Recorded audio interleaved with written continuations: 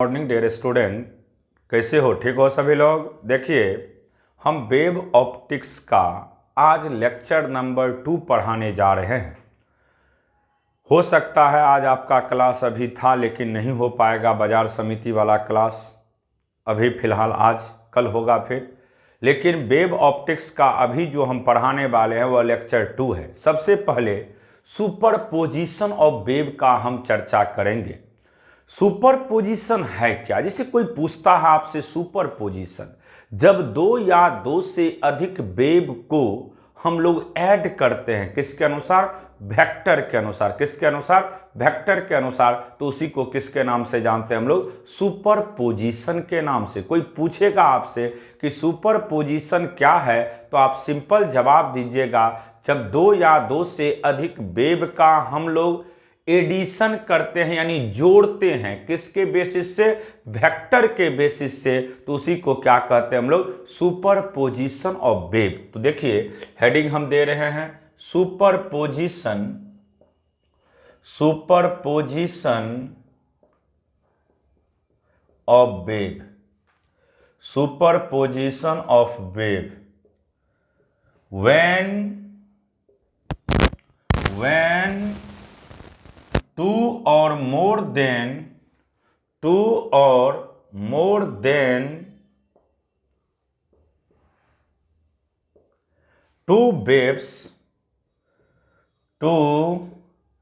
waves added vectorly,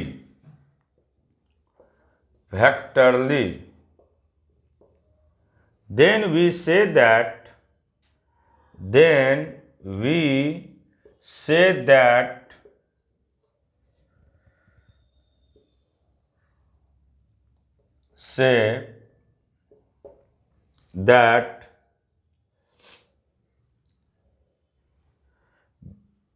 waves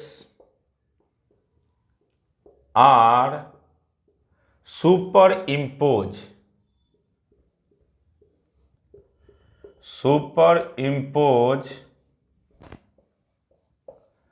to each other, superimposed to each other। yr का value होगा y1 plus y2 plus dot dot yn। जब दो या दो से अधिक वेव का, ध्यान में रखिएगा, जब दो या दो से अधिक वेव को हम ऐड करते हैं किसके बेसिस से? वेक्टर के बेसिस से, तो उसी को किसके नाम से जानते हैं? सुपरपोजिशन के नाम से। किसके नाम से? सुपरपोजिशन के नाम से। जैसे हमने डिफिनेशन लिखे हैं, अब देखिए इसी में आप लोग को समझना होगा कि सुपरपोजिशन जब करते हैं बाबू, तो इसमें दो या दो से अधिक वेव्स को हम कैसे ऐड करते हैं? वेक्टर के बेसिस से। अब देखिए नेक्स्ट कंसेप्ट है इंटरफेरेंस।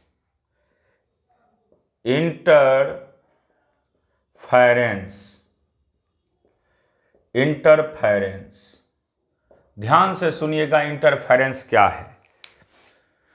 जब दो वेव जिसका फ्रीक्वेंसी सेम हो, जिसका फ्रीक्वेंसी क्या हो? सेम हो, अगर उसको ऐड करते हैं वेक्टर के बेसिस से, तो उसी को किसके नाम से जानते हैं? इंटरफेरेंस के नाम से। तो डेफिनेशन लिखेंगे when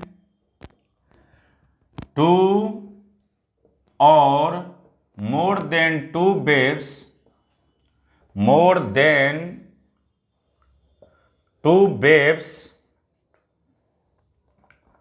more than two waves are added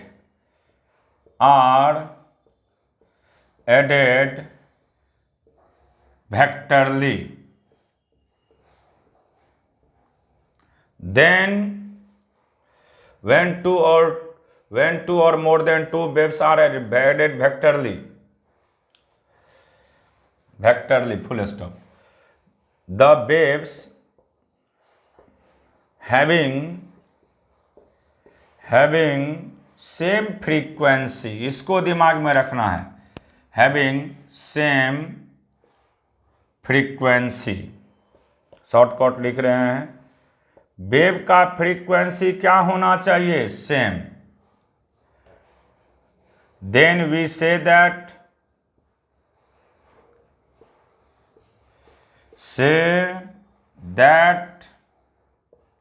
waves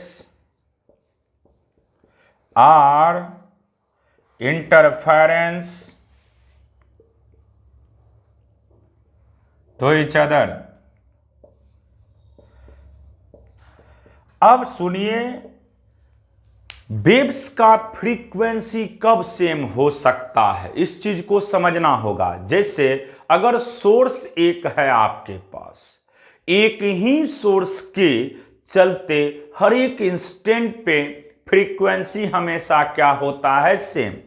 याद यही रखिएगा, अगर सोर्स सेम है तो निश्चित फ्रीक्वेंसी क्या होगा, सेम होगा। लेकिन अगर सोर्स को चेंज करते हैं तो फ्रीक्वेंसी चेंज होगा। लेकिन सोर्स सेम है, मीडियम डिफरेंट हो, फ्रीक्वेंसी पे कोई फर्क नहीं पड़ता है। फ्रीक्वेंसी सिर्फ डिपेंड करता है सोर्स के वैल्यू पे। अगर सोर्स सेम है, मीडियम बहुत सारे हैं, तब पर भी हर एक का फ्रीक्वेंसी हमेशा क्या रहेगा, सेम रहेगा। लेकिन अगर सोर्स अलग अलग होगा तो फ्रीक्वेंसी भी निश्चित क्या होगा, अलग अलग होगा। तो इसका मतलब ये हुआ कि फ्रीक्वेंसी सिर्फ डिपेंड करता है किस पे बाबू, सोर्स पे। अब देखिए, हम मान लेते हैं दो वेव के विषय में। दो वेव मान लीजिए आपके पास दिया हुआ है।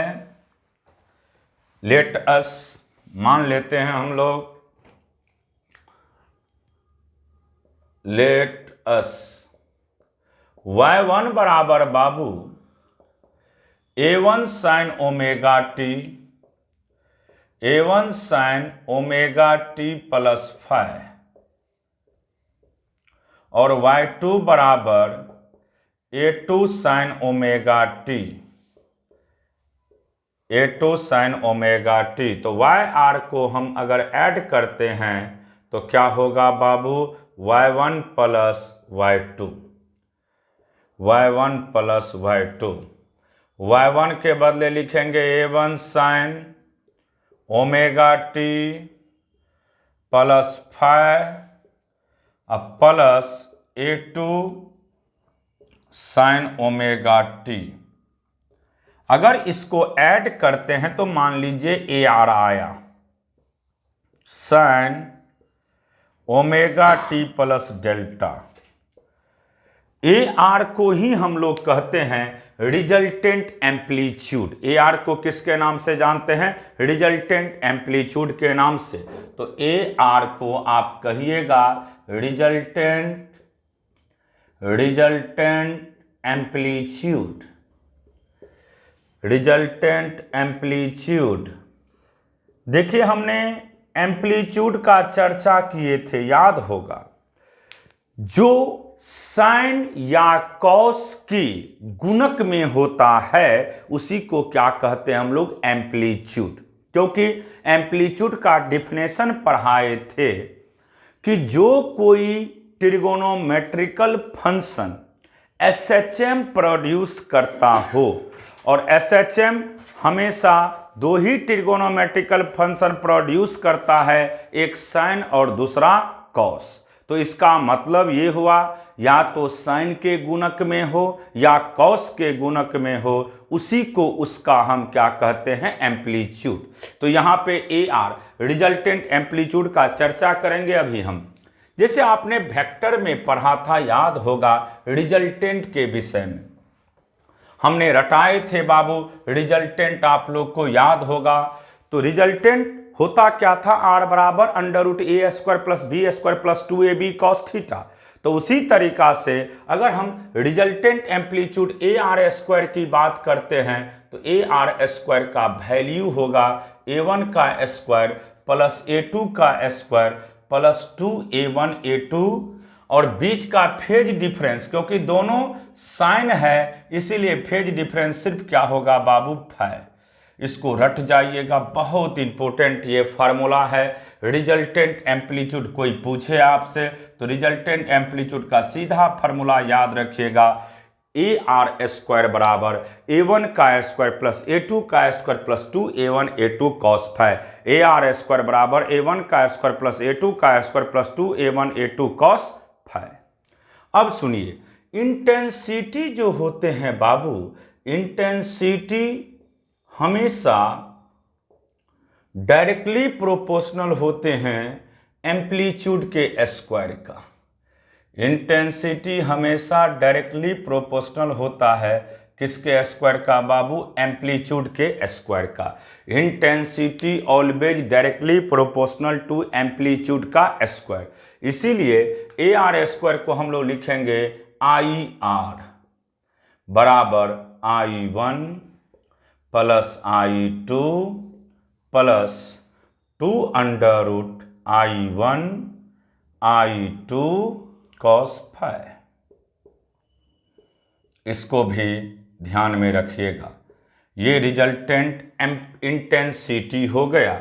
ये भी बहुत पूछा जाता है, कोई पूछे आपसे कि रिजल्टेंट इंटेंसिटी का क्या वैल्यू होता है, तो आई आर को हम रिजल्टेंट इंटेंसिटी कहते हैं और इसका सिंपल फार्मूला होता है I1 plus I2 plus 2 under root I1 under root I2 into cos phi. तो दो चीज़ आपके दिमाग में चलना चाहिए, रिजल्टेंट एम्पलीट्यूड चलना चाहिए और रिजल्टेंट इंटेंसिटी चलना चाहिए। रिजल्टेंट एम्पलीट्यूड की बात करेंगे तो ए आर स्क्वायर का वैल्यू होता है A1 का स्क्वायर प्लस A2 का square plus 2A1 A2 cos phi, और आई आर का वैल्यू होता है I1 plus I2 plus 2 under root I1 under root I2 into cos phi. अब देखिए, इंटरफेरेंस दो तरह का होता है। एक होते हैं कंस्ट्रक्टिव। कंस्ट्रक्टिव का मतलब होता है निर्माण करना यानी बढ़ाना, नहीं कहते कंस्ट्रक्टिव नेचर का है ये अच्छे नेचर के लोग को कंस्ट्रक्टिव कहते हैं। वह दोस्तों को बनाते हैं, बिगाड़ने का काम नहीं करते हैं। उसी तरीका से वेव अगर कंस्ट्रक्टिव है, इसका मतलब वेव को हम मिला रहे हैं यानी उसका एम्पलीट्यूड को बढ़ा रहे हैं। तो लिखेंगे two types of interference, two types of interference, two types of interference. First में बाबू कंस्ट्रक्टिव, कंस्ट्रक्टिव, इसी का दूसरा नाम इन फेज, इन फेज, इसी का तीसरा नाम maxima, maxima interference, interference.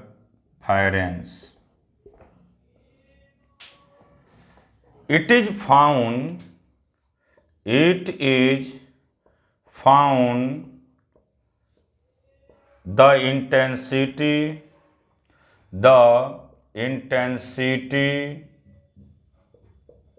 and amplitude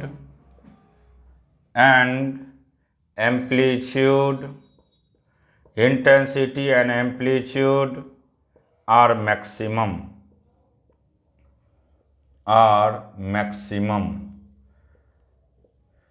जहां पे इंटेंसिटी और एम्पलीट्यूड दोनों का वैल्यू मैक्सिमम होता है, उसी को किसके नाम से जानते हैं हम लोग? कंस्ट्रक्टिव इन फेज और मैक्सिमा के नाम से। कंस्ट्रक्टिव इन फेज और मैक्सिमा के नाम से, कंस्ट्रक्टिव इन फेज और मैक्सिमा के नाम से। अब देखिए, रिजल्टेंट इंटेंसिटी का फॉर्मूला पढ़ा चुके हैं। आई आर बराबर होता है I1 plus I2 plus 2 under root I1 I2 cos phi.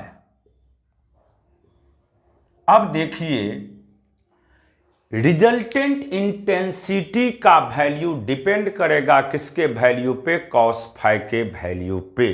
अगर कॉस फाई का वैल्यू मैक्सिमम है तो इंटेंसिटी भी मैक्सिमम मिलेगा, और कॉस फाई का वैल्यू अगर मिनिमम होगा तो इंटेंसिटी भी क्या मिलेगा? मिनिमम। तो अब देखिए ध्यान से, आई आर मैक्सिमम होगा बाबू, I R is maximum, IR is maximum when cos phi बराबर 1। IR मैक्सिमम कब होंगे? जब cos phi का वैल्यू कितना हो? 1। अब आपको पता होगा, मैथमेटिक्स के जो बच्चे हैं उनको जानकारी होना चाहिए कि cos phi का मैक्सिमम वैल्यू 1 किस जनरल वैल्यू पे होता है। तो जैसे आप जानते हैं cos 0 की बात करेंगे, cos 0 1 होता है। cos 2 पाई की बात करेंगे यानी 360, उसका भी वैल्यू 1 होता है। cos 4 पाई की बात करेंगे तो उसका भी वैल्यू 1 होता है। इसका मतलब इसका जनरल वैल्यू जिसको फेज डिफरेंस कहते हैं, फेज डिफरेंस, वह क्या होगा बाबू? 2n पाई। 2n पाई। कोई पूछेगा कि कंस्ट्रक्टिव के केस में फेज डिफरेंस कितना होता है, तो याद रखिएगा हमेशा क्या होता है? 2n पाई।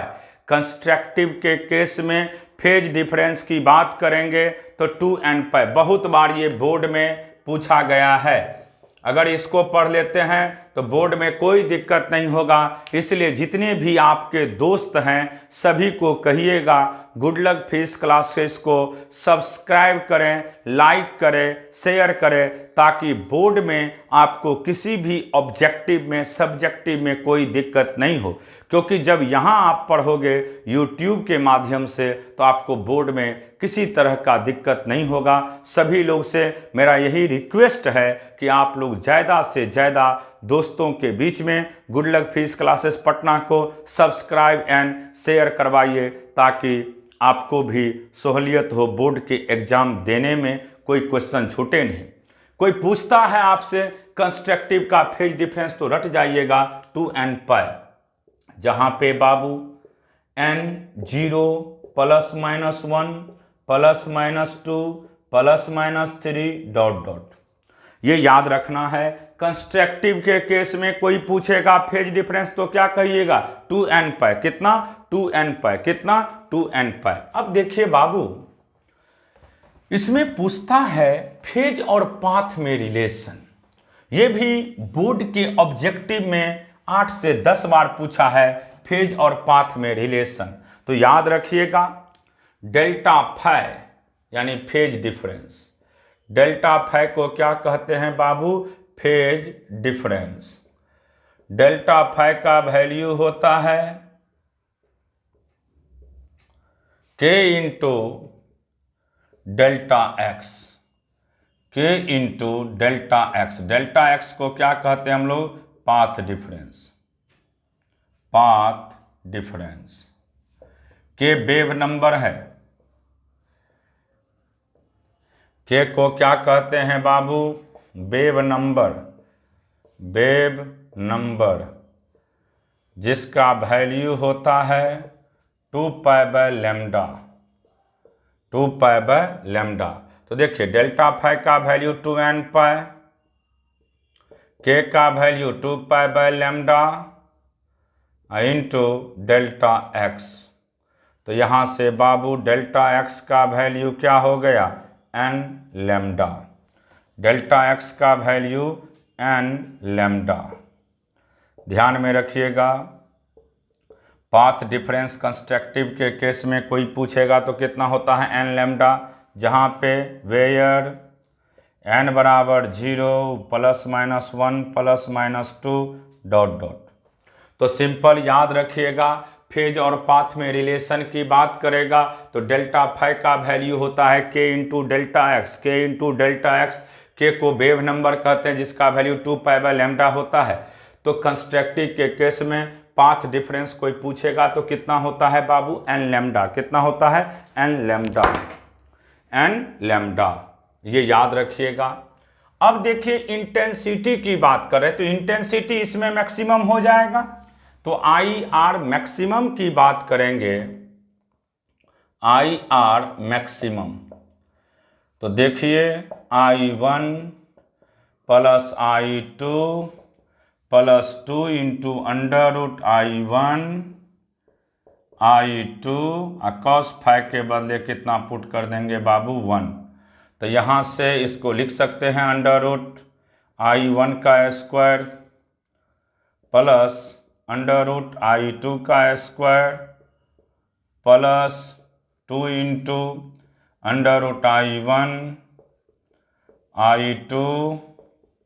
तो बाबू IR का मैक्सिमम वैल्यू की बात करते हैं तो होगा under root I1 plus under root I2 का होल स्क्वायर। IR का मैक्सिमम वैल्यू की बात करेंगे तो मैक्सिमम वैल्यू क्या होता है बाबू, under root I1 plus under root I2 का होल स्क्वायर। कंस्ट्रक्टिव के केस में इंटेंसिटी मैक्सिमम मिलते हैं और कितना वैल्यू होता है, under root I1 plus under root I2 का whole square, under root I1 plus under root I2 का होल स्क्वायर। आज यहीं तक पढ़िए, अगले दिन हम इसके आगे चर्चा करेंगे, लेकिन कोशिश कर रहे हैं कि रेगुलर क्लास लिया जाए। सॉरी, बीच में इंटरप्शन के वजह से क्लास रेगुलर नहीं हो पा रहा है, लेकिन अब रेगुलर क्लास होगा। ध्यान से सभी लोग ज़्यादा से ज़्यादा वीडियो को शेयर करना है, लाइक करना है और दोस्तों के बीच में सब्सक्राइब भी करवाइए और वीडियो को शुरू से लास्ट तक देखिएगा, तब पता चलेगा कि क्या इंपॉर्टेंट पॉइंट सर ने पढ़ाए हैं आज। ठीक है, इसके साथ ही क्लास को रोक रहे हैं।